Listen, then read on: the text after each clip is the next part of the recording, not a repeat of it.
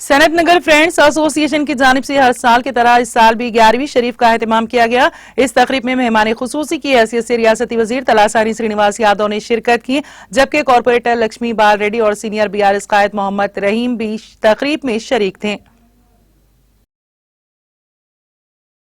अस्सलाम वालेकुम। सनत नगर से हर सालाना 19 साल से यहाँ 11वीं शरीफ चल रही है उर्दू से, और हर सालाना आवाम की पब्लिक की जानिब से बहुत खुसूसी मेहमान आ रहे हैं यहाँ। और तलासानी श्रीनिवास साहब आज खुसूसी मेहमान थे, और लक्ष्मी बाल रेड्डी मैडम और कारपोरेटर भी आए थे इधर, और तमाम TRS के लीडर्स, तकरीबन लीडर सुरेश लोग सब जने आए थे।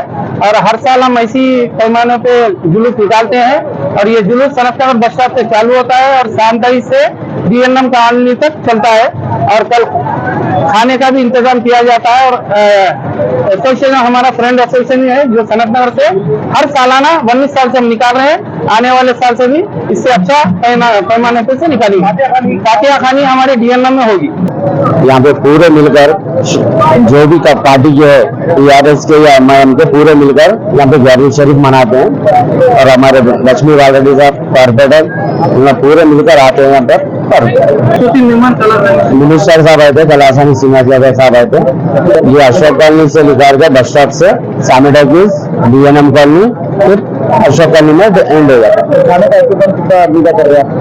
खाने का इंतजाम 1800 से आदमी तक होगा।